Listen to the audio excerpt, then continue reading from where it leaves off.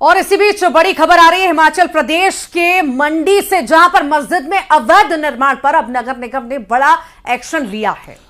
मस्जिद में अवैध निर्माण पर नगर निगम कोर्ट का फैसला आने के बाद मस्जिद के बिजली पानी के कनेक्शन काट दिए गए। 30 दिन में अवैध निर्माण पर बुलडोजर भी चल सकता है। तो ये बड़ी खबर, महत्वपूर्ण खबर है।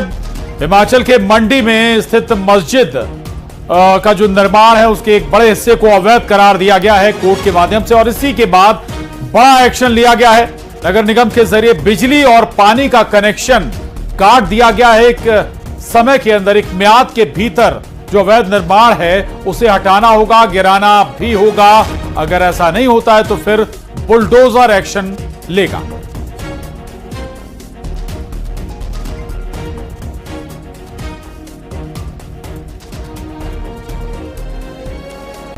और गणेश उत्सव के साथ शुरू हुआ पत्थरबाजी का सिलसिला ऐसा है कि जो रुकने की बजाय बढ़ता ही जा रहा है।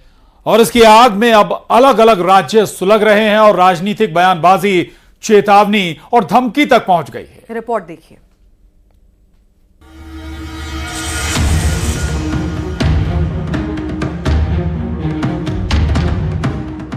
त्योहार पर माहौल खराब करने की साजिश की तस्वीरें पूरे देश से आ रही हैं।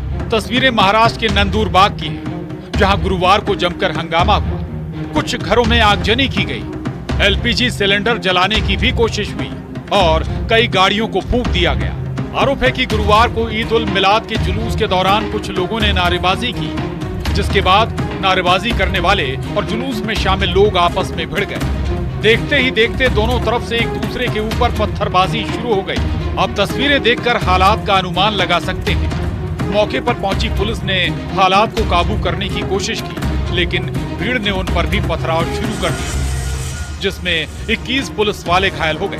तस्वीरें ऐसी ही कर्नाटक से भी हैं, जहां गणेश विसर्जन के दौरान जुलूस पर पत्थरबाजी की गई। कर्नाटक के दावणगेरे शहर में धार्मिक जुलूस के दौरान दो समुदायों के बीच में पथराव हुआ।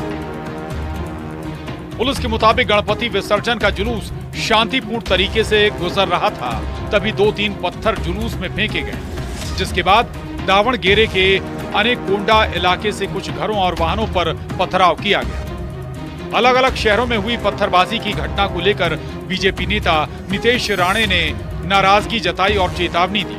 ह्यांच्या धमक्याला भीक देणारे आम्ही लोक आहोत का?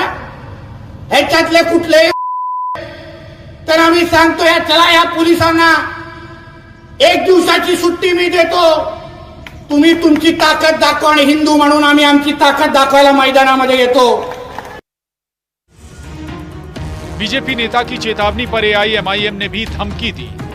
वारिस पठान शब्दों की मर्यादा तक भूल बैठे।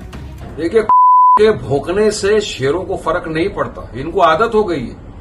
आए दिन इस तरह की अनाप शनाप बकवासबाजी करते रहते हैं। मैं पहले से कह रहा हूं, आज फिर बोल रहा हूं, ये भाजपा महाराष्ट्र के चुनाव के पहले महाराष्ट्र राज्य का वातावरण खराब करना चाहती है।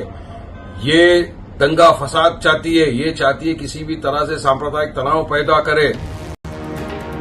देश का माहौल खराब करने की कोशिश के बीच कांग्रेस ने पूरे मामले को महाराष्ट्र चुनाव से भी जोड़ दिया।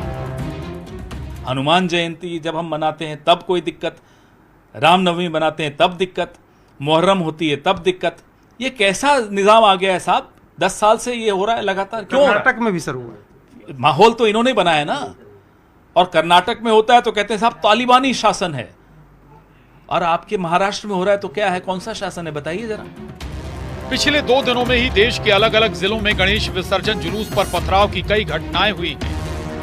गनीमत रही कि पुलिस ने तेजी दिखाते हुए लोगों को समझा बुझाकर शांत कराया और एक बड़ी वारदात को होने से बचा लिया। लेकिन कुछ लोग हैं जिनके लिए ये एक बेहतरीन सियासी मौका है और वो लगातार ऐसी घटनाओं पर निगाह जमाए बैठे हैं। Bureau report, news 18।